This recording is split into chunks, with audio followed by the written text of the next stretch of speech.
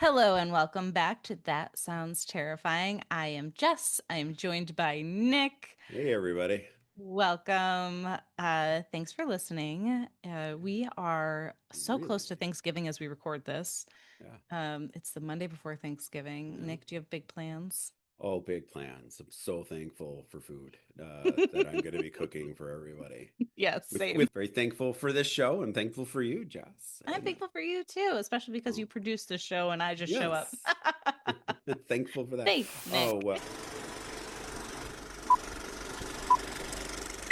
I will say that I'm excited for Thanksgiving, but the Yeah. scariest thing about it, and we're gonna have some haunted Thanksgiving Yeah. tales today, folks, but the scariest thing about my Thanksgiving is that my mom, so we have people in our family that can't have dairy, which, totally Yeah. normal. That's fine. Yeah. But my mom has asked me no less than 12 times. I'm not kidding, 12 times if I am getting the dairy-free ice cream because everybody's coming to my house and my Hmm. parents and my family, my brother and sister-in-law, they live an hour and change away. Yeah. So they're all coming to my house here and I was like, "Yes, mom." She's like, "Because it will melt if I have to drive it." I'm like, "Yes, I know that. I'm happy to get the dairy-free ice cream and the dairy-free whipped cream because Yeah. it's going to Yeah. melt, Jessica." And I'm like, "Yes, Yes. I You don't know." understand, Jessica. And then the next day, it's, "Are you getting the dairy-free ice cream? Because Yes. it will melt if I Yes. have to." I'm like, "Mom." My But, God. and as far as I know, she does not have any like She's gonna bring it dementia for or you. She's gonna bring it for you. She's gonna get like whatever, dry ice or something I and like package it up and then you're gonna get there and you'll be like, I can't believe you have no freezer space for my non-dairy ice cream and whipped yes, cream. exactly. My dairy-free ice cream. What Yeah. the heck? Yeah, no, that's exactly what's going to happen is Yeah. she's going to go out of her way to make sure that the ice cream is there. And I'm like, I already Yeah. bought it. You know what my parents call dairy-free ice cream? What? Sherbert. Gerbert. Or Italian ice, maybe. Yeah, yeah, Yeah. yeah, yeah, yeah. Yeah. I've always wondered like because it's sherbet, right? But there's sherbet too. Yeah, that's what I And call a sherbet. I don't I know. used to call It's it long. sherbet growing up. Yeah. And then when I got to college, I was like, it's sherbet. You're ridiculous. It's You're sherbet. And I'm ridiculous. like, or Well, sorbet. And I'm like, well, what is it? What you are is talking this? you're talking about Rochester too. There's a lot of places we don't know how to pronounce, like Java. That's Java. Yeah, yeah, yeah. Like Chile. I'm I like, sorry, you live in a place that's named after a soup, chili. yeah, So yeah. like, and I'm gonna get now we just lost our like, Yeah, you're 13 in or trouble 14 now. with listeners. Charla. Visit Rochester's gonna like totally like kick me out of the club, you know. I used to So work at a restaurant called that rhymes with Schmapplebee's in college, and they pronounced it wrong. and they it was in Chile, Yeah. and the locals would come in like I think it was like every Tuesday, like Yeah. they would have lunch, and they would call it, "I'm in Applebee's at Char in Charli." And I'm like, Yeah. A, why do you have a southern accent? And B, Yes. why are you calling it Charli? I don't Charlie. understand what's happening, Charli. Oh my Yeah, I God. don't know. Yeah. Anyways, should we get to the haunted stories, We Nick? could. I have one more little sidebar that you made me think of. So I had Sure. this cool idea. My wife and I often get into like these like little mini discussions about like how to pronounce different things. And her mom was born in a town that I constantly mispronounce. And now with the advent of I want to create like, and she doesn't watch the show because she doesn't like scary things. I want to create a news story about how that town has mispronounced its name for over 100 years, and then send her the video and see what she says. I would be like, cite your sources. Yeah, Cite your sources. yeah, yeah. It's gonna be great. It's gonna be great. I just thought of that the other day. Yeah, but I think we should get That's to some stories. we should. Keep the 3 or 4 listeners that are still there that can Yeah, deal with our sorry, folks. shenanigans. Yeah. So today I thought we go back in time a little bit, before the mashed potatoes, before the Macy's parades, before, football, back to like 1621. All right. Oh, So this is a story, an alternative story that I've kind of pieced together from a couple different things that I found around the internets. And with a little help from some AI stuff too, but mostly for me. So, story of the first Thanksgiving, all right, and some legends kind of around it. So back then, a lot of people believed that the wilderness itself was alive, and it was a place where like the living and the dead kind of brushed past each other. Okay, so this is called, spirits in the harvest. Um, so before the colonists called it New England, before English boots crushed past through the underbrush, the land belonged to the Wampanoag, and to um, these things were older than any other people. In the lowlands, there was a place they feared and revered, a vast, dark wetland they called a place where spirits dwell, later known as Hockomock Swamp. It was a land of moving trees, whispering reeds, and mists that rose up in shapes like human forms. A place where hunters walked lightly and children stayed close. And a place where they believed their ancestors' spirits moved freely between the worlds. The colonists didn't know the word for it, but they all kind of felt the same. To them, the wilderness was Satan's territory, a realm of shadows and devils and creatures that crept along the tree line. And when the sickness and starvation hit their settlement, many believed it was something in the woods that was watching them and quietly taking note of these newcomers who thought they could tame a haunted forest. A few days before what became the Great Feast, a small group of young colonists, eager to prove their worth, went out hunting to ensure that there'd be enough food. The fog that morning was unlike anything they'd ever seen, a heavy silver curtain that hugged the trees and swallowed sound. Their footsteps vanished into the moss. The air hung still and wet, and even their own breathing felt muffled. "Feels like the whole world's holding its breath," one whispered. Hours passed. They saw no deer, no rabbit, not even a bird overhead, just quiet and too much of it. When the ground softened between their boots and the bushes thinned into a wall of reeds, they realized they had wandered too far off to the edge of the swamp, and fog crawled over the black water like a living cloth. One of the hunters stepped forward, and he swore later that the reeds seemed to part on their own, as if something inside the swamp had been waiting and listening. "Let's go back," they said. The path behind them wasn't the same anymore. The trees seemed wrong, twisted, moved. They argued quietly amongst themselves in which direction they had come, and the sun had gone down. And then the reeds rustled, slowly and rhythmically, like something walking between them. At first, they thought it was the trick of the mist. There were shapes, and they solidified before them, tall figures, unmoving, some wide-shouldered, some thin as poles, one with something that looked like antlers rising from its head. The colonists had heard of the Indian ceremonial masks, carving that meant to call the spirits, but these figures, they were too still, too silent. Their bodies were hazy yet unmistakably shaping human. One of the hunters raised their musket. "Don't," another one whispered. "We don't know what they are." And the shapes swayed, not forward, not back, but as if drifting on unseen water. And then, from somewhere deep in the swamp, a low, hollow moan rolled out, a sound like breath passing through the reeds, but it moved, seemingly circling them. The hunters turned in all directions. They panicked. The shapes were closer now. They weren't walking, they were drifting. One figure lifted an arm, a single slow gesture, not a threat, not a greeting, almost like a warning. When the sun finally broke through the fog and came back up, the shapes dissolved like steam. The swamp was just a swamp, reeds, mud, and stillness. A scout, an Indian scout, found the hunters huddled around the water's edge, cold and shaking. They tried to explain what they saw, the figures, the breath, the whispering, the feeling that the swamp itself had eyes. The scout listened quietly, and when they finished, said, "Many spirits walk here. Some welcome you, some do not." They returned to the settlement in silence.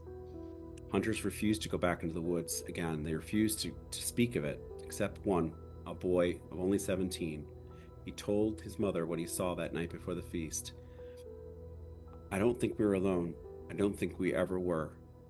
And on the day of the feast, they gathered in great numbers with the Indians. They brought deer, fowl, corn, and they filled the clearing with conversation and cautious goodwill. But something hung between them, a tension, a recognition. The hunters avoided the eyes of the Indians. The elders watched the hunters like something with pity. And as the food was shared and the fire burned low, everyone, colonists and Indians alike, heard it, a soft wind moving through the trees. but only the trees at the swamp's edge, bending them in slow, sweeping arc, almost like bowing. The nearby forest seemed thicker than before, the shadows heavier, the silence more deafening. And one elder leaned towards the young boy beside him and said, "They think they come to an empty land, but our ancestors have walked these woods for thousands of seasons. They watched us long before the strangers came, and now," glancing towards the swamp, where the mist was already rising, "now they watch them too." Nice. Yeah. Creepy. Yeah. Creepy. The figures in the mist. The figures in the At mist. first, when my first thought was like when you said the young hunter, one of the hunters like Yeah. pointed his rifle up, and I'm like, that's rule 101. You don't point your gun at something you Yeah. don't know what it is because it could be a person. Like, but it was in the 1600s. They wouldn't Yeah. necessarily know. I mean, like Nah. they knew gun safety, but not that. Shoot first, ask questions later, Yeah, right? yeah. There's a lot more out in Not the woods then that could kill them, I guess. yeah, not like that would have mattered because it sounds like those were just, guardian apparitions. Yeah. Yeah. Yeah. I thought it was an interesting twist on a couple different like legends and stuff that I had been hearing and reading about. So I'm like, I'll just put them all together in one big kind of tale. One big happy. Yeah. Yeah. So, No, I get it.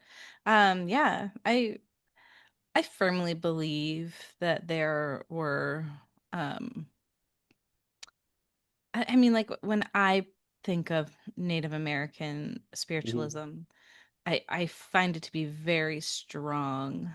Um, so I firmly believe that there are like guardian spirits and mhm, elementals that, when you live with the land like that, mhm. the land watches your back. Yeah. Um, and there are, you know, things that, help you out and make sure that you're okay. Um, I think I've shared before that I had a friend whose grandfather, they were part of a native tribe. And, what always amazed me was this man was like, deaf as a doornail. You're yelling at him to talk to him, but he was quiet too. But you could tell, like, I only really knew him at a young age, but it was amazing. He would know when somebody was like there before anyone else, right?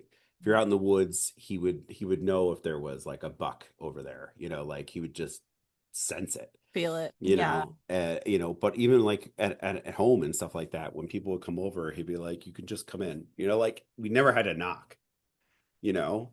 Yeah. So like, I don't know, it just being one with your environment in that way. And Yeah. that's what he learned like as a kid. So many, I wish still around. The stories he told were amazing. Yeah. So, Just being able to sense energy and other mhm, people's energy, know what it feels like. Yeah, mhm, totally. Thanks for the story, Nick. mhm, I have I have one that's not Thanksgiving, but then I have one that is. So I'm gonna share I feel like it's kind of short, but this was a comment left on a story on Facebook that I was mhm, reading. Um, and the story was of somebody's sister that had passed in a car accident. And so this comment was left on it, and I just found it to be just sweet. And it's not the first time that I've heard a story like this, and I'll talk about that after. Um, but without further ado, and I when I just so you know, I'm reading this off my phone if you're watching, but when I took a picture of the screenshot, I didn't get like the name of the person or anything, so Oh, I apologize that I cannot give it them probably was a credit. really awesome Reddit name. Yeah. It was just Facebook, but all Oh, right. okay. Well, then somebody's generic John Smith name. Yeah, I feel bad. Um I lost my brother in a car accident that was only me and him in the car. The accident wasn't his fault. He got hit and overcorrected, and trying to save us, we flipped front to back 6 times. He had a seatbelt, which internally decapitated him on impact. I was asleep in the back seat, and I somehow ended up folded like an S with my torso trapped between him and his steering wheel. The rest of me somehow behind us. I had a broken back hip, legs, um, all kinds of cuts and bruises, and he had not a scratch on him. He looked so peaceful that I thought he was just knocked out, to be honest. I didn't find out for almost a month that he was actually gone. I Jeez. was in a coma, but he was with me the whole time and has been with me ever since. I stumbled into an opioid addiction for a few years, fentanyl being my end game. I overdosed twice. The second time, stopping my heart for a little over 2 minutes. I didn't see God. I didn't go to heaven. I was in a flower field with my brother, and he was upset with me, but he understood why. He told me how I have to let him go, I have to let it go, and I have to stop blaming myself. I have to find peace and find myself. Fast forward, I've been sober 4 years, and on the 18th of this month, I just celebrated my first year married to my soulmate. We had our first son together in July. We both had kids prior to getting together and blended beautifully. I find myself thinking, what if it was me instead often? And I just hate that. Mm. I feel like he would have been so successful, so happy, so perfect. My life has been insane. It's had insane ups and downs. I finally found my purpose, and I am now working toward opening my own sober living community that does sober life group instead of church. I pass out safe usage packages with Narcan and info on sobriety with my number and name if they ever want to get sober. And I share my story now. My brother is my backbone, and I feel like he knew all along that I'd end up here. Mm. It's a Um, sad story, but it is, but she, from that experience, that near death experience she had, mm, ended up getting sober. yeah, Um, and staying sober for yeah. 4 years now. And I met a woman. I used to be on the board of a nonprofit that specialized in helping women who were um, in recovery from addiction. Hmm. And these women had rough lives, like they started rough, a lot of Hmm. them. Not everybody, but a lot of them. Right. And one woman had, just like this woman in the story, horrible, awful back problems, right? And she ended up with addiction. Hmm. And she had had a friend who um, she would get high with that died. She overdosed. And she told me, and I'll never forget this because it kind of like shocked me that she was just so like matter of fact about it. This was 10 years ago. Um, she told me, she was like, I had a dream and then I woke up and I was wide awake Hmm. of my friend that died. And she said, I was wide awake for this. And she saw her friend at the end of her bed, and her friend said, you have to get sober. And she said, and I'm telling you, from that moment on, Hmm. I was sober. And she's like, I don't know if she like gave me something like spiritual energy to get sober Hmm. or what, but she was like, but I got sober. And it reminded me a little bit of like you will be visited by three spirits, like you Right. got but she was in recovery from that moment on. And it was like um I think like 7 years prior to that. And she was like, Hmm. every day, you live in recovery, but she's like, and my back still hurts, but I can't be on, certain medications. Yep. But she stuck with it and she said, the reason I am sober is because my dead friend visited me. Hmm. And I saw her and I was like, nope. And I mean, okay, somebody listening would be like, well, she was on drugs, like what, but The, it's she I believed it is what it was the point, right? And yeah, and like and that's the she's power of it. yeah, and like how I mean, if it was just in her head, um, what caused that? How? Because getting sober is very difficult. Oh yeah. It is not easy. Hmm. But the people who do it are just warriors, you know. They are warriors because you know, it doesn't come from nowhere, you know, like they Yeah. a lot of people are dealing with trauma. So you have Hmm. to deal with your trauma and your addiction. But um Yeah. yeah, I was like, wow. But then hearing this story too, and I've Mm. heard others too that I can't really like recall the details along the way, but it's a similar chain of things, and I'm just like, wow, you know, if the other side can really like, you know, influence, you know, and come in and take away the burden of that, that's amazing. Yeah. Yeah, for sure. I felt like you've maybe not on the show, but I felt like you've shared that with me before because I do recall you. Maybe, So maybe. but it's an interesting story. But like, trying to change anything, trying to change any habit is Oh hard. yeah. Oh yeah. And I can't imagine like having like certain body chemistry that also makes me like desire that thing even more than just like, Yeah. what I want. So Sugar. yeah, Like I've gone so just many eating in times where I'm general like, for I'm me. not eating sugar anymore. And I'm like, never mind. I love sugar. Meanwhile, you're holding like a pound bag of sugar and you're Sugar. Mm. Yeah. sugar. But like anything, like so many things have sugar in it. But Mhm. you know, I've since given up on that all or nothing mentality Yeah, anyways. yeah, But but you know, when you're addicted to something that is, you know, I mean, sugar mhm, is harmful, but not yeah, as harmful as, you know, like it can't kill me immediately. yeah. But yeah, I don't know. It's just I can't imagine, but just even thinking about it like in that regard. But I Is just it? think it's cool that like spirit can influence us Yeah, for the better in such an immediate and life-changing way. I think it's great. I really do. Do you want to share your next story? Yeah, just got a mental picture of you going, I'm not going to eat anything with added sugar, and then you're like sitting there just drinking honey. Yeah. Yeah, Yeah, yeah. yeah, It's just straight sugar. Yeah. just And straight maple sugar, syrup would be my I maple think I syrup. like maple syrup better than I like honey. Yeah, yeah, Yeah. I could agree with that. I mean, one of the things that we were talking about ice cream before, I think off the air, or maybe on the air. I can't It was remember. on there. Our Yeah, we was telling conversations that Jerry just pretty blend ice together. cream. So, people, before we even get on the show, we're talking for like 10, Chat, 15 chat, chat, chat. minutes. Yeah. So like you do miss a lot. So, just It's deal true. with it. But I would get butter pecan ice cream and then add maple syrup to it, or sometimes Oh, maple, um, walnut. But usually it's butter pecan. that So sounds yummy. Yeah, I put maple syrup in my pecan pies. Or yes, yes, pecan if you're I put snooty about it. pecan.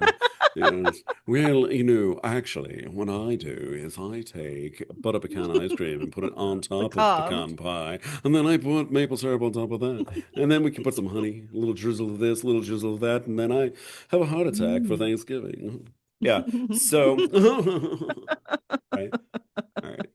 So, okay, now that everyone is not listening, we're going to go to the Sorry. next story. And this is a story based on a sort of a dramatized version of this thing called Duffy's Cut Case that was out of Pennsylvania that I found. And so they've titled it "The Men in the Mist." So here we go. Without further ado, maybe. Um, when you're a kid, you don't question why Grandpa only tells his ghost story at Thanksgiving. For brothers, Liam and Patrick, it was just part of the ritual.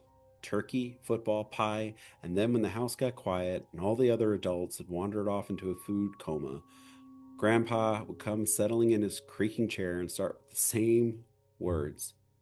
Out on the embankment on a foggy night, sometimes you can still see them, the men in the mist. He talked about a railroad cut west of Philadelphia, a forgotten stretch of track where, in 1832, a gang of Irish laborers died during the cholera outbreak. According to him, it was never just the disease. There were rumors of gunshots and men being buried where they fell. And then there were the ghosts, figures walking single file along the right of way, lantern swinging, faces pale and wet.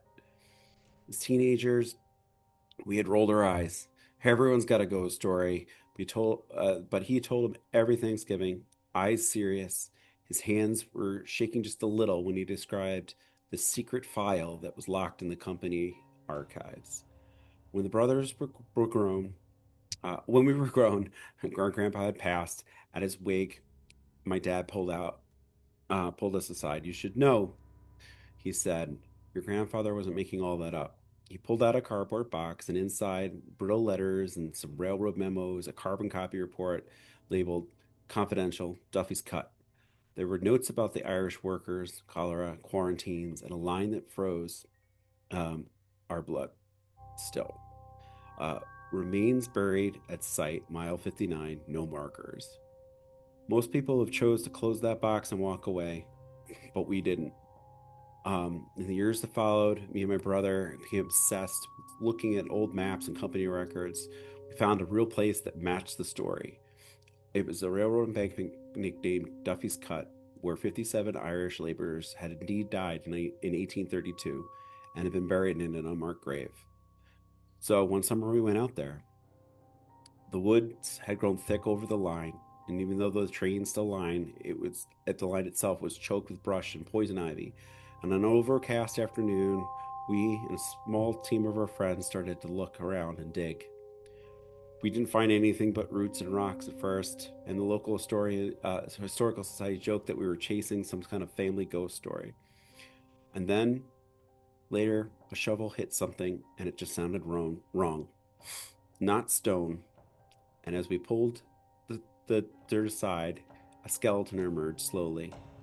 Um, Clay peeling away from human ribs, then another and another, and before long it was clear we found a mass grave. Bodies that were stacked and jumbled, no coffins, no markers, and their skulls showed clear signs of trauma. As we continued to dig, we realized that it wasn't just one skeleton, but many. It was a mass grave. And then my brother heard a faint clank like metal on stone. You hear that? He asked me. We both turned and looked at the slope where the trees fell away from the active line. Lanterns. For a moment, we saw 4 or 5 dim, swinging lights moving in a line towards the lower grade. No modern worker would be out there with lanterns. And then, as if something had closed a fist, the lights squeezed together and went out. The next day, we blamed it on the headlights or trick of a fog, and the general weirdness that comes from spending too much time with the dead. But that Thanksgiving, as the family gathered back at the old house, it was me and my brother who stood up after dessert, saying, Grandpa always told us a ghost story tonight, and I think it's our turn. So that's a lot of holes in that one. Yeah.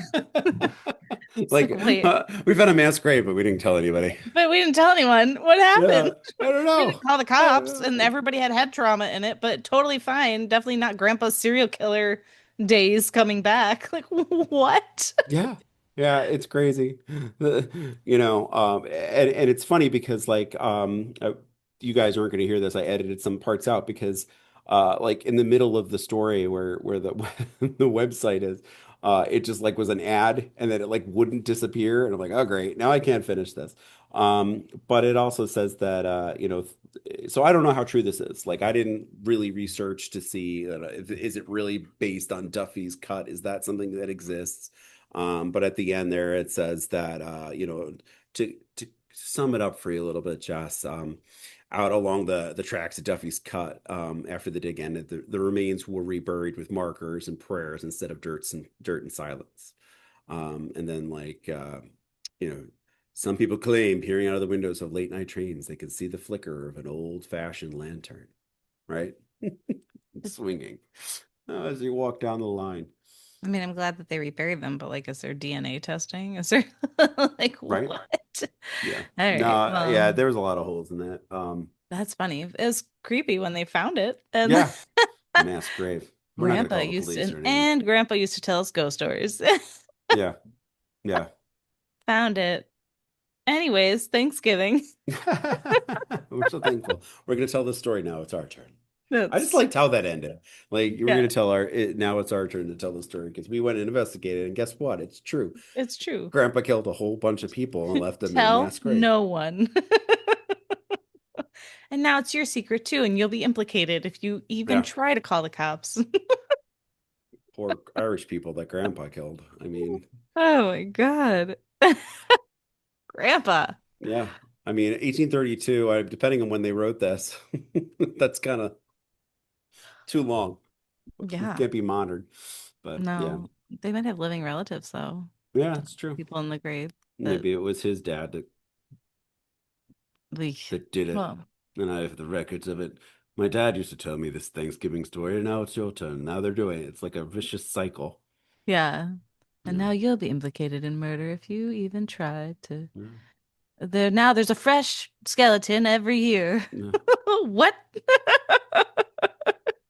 And as you gather around the Thanksgiving table and eating your pecan pie with butter pecan ice cream and non-dairy whipped cream and honey and syrup trickled over it, we can tell you too that there's a mass grave that In our the family back. is tied to. Oh my God. Yeah, I think I beat this one to death. So, you have another story, I believe, I too, do. right? I have one last story One last story, and then you for guys can today. have your butter pecan ice cream and pecan pie. That's right. Enjoy. So this is from Nightcrawler dash 111. So 111. Mm, And I found it on Reddit. And it is called, well, I don't want to tell I think that the subject just gives things away. So I'm not going to read that. I'm just going to read the story. well, all my stories had to do with mist and fog, so Um, I'm going to call this a family Thanksgiving. There we go. Sorry, Nightcrawler 111, but your subject gave it away. All I've right. noticed that happens a lot with those titles. Yeah, bugs me. Anyways, it was Thanksgiving 2019. My family was holding Thanksgiving dinner at my grandma's sister's house. She had just moved to Oklahoma, so my grandma wanted to spend Thanksgiving with her. When we got there, there were a few others, but we still had to wait for the rest to show up. So in the meantime, we just did whatever. My grandma's sister breeds Pomeranians for a living. So her house is basically a Pomeranian farm. That sounds fun. That's scary. There's Puppies. there's the terrifying part. These little Pomeranian puppies. Yeah. um, Me and my brother wanted to check the puppies out. Of course you did. Who doesn't want to play with puppies?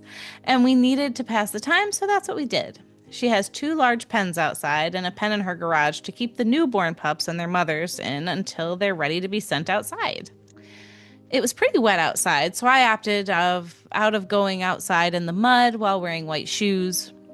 So we made our way to the garage, and when we came in, there was an older man sitting in a recliner watching the puppies.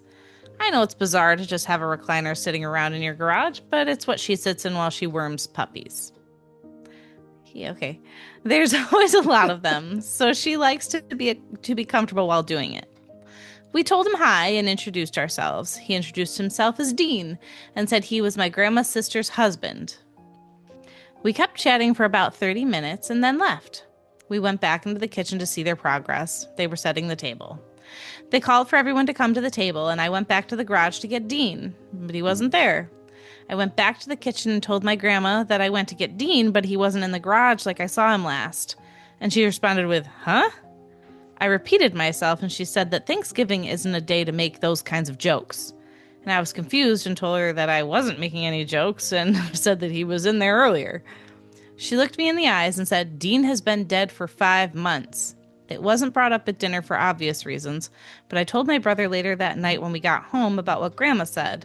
I've been back to her house numerous times since then, and every time I go into that garage, all I can think about is that 30-minute conversation. My brother refuses to go back into that garage. Mhm.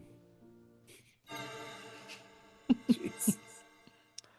Oh, Happy dear. Thanksgiving, everyone. But yeah, that like if I were grandma's sister, I would have wanted to know, Yeah. like, oh, my husband is, he was here, he was making his presence known, Hmm. like that would Yeah. bring me comfort Hmm. instead of, we don't talk about those things. Like, what? Yeah. Uh, Yeah. Yeah. I get what you're saying. I would want to know too. I would want to figure that part out, but yeah. I yeah. want to be like, if you're gonna be in there, make yourself useful and worm those puppies while I'm do worm the puppies while I'm in here slaving away at Thanksgiving. Yeah. You know, if you're gonna be around, earn your keep. Well, we've said many times that we like, really constructive ghosts, like cleaning And ghosts and, I think ones that Dean are could very have been doing helpful. more, Yeah. Yeah. but A name like Dean.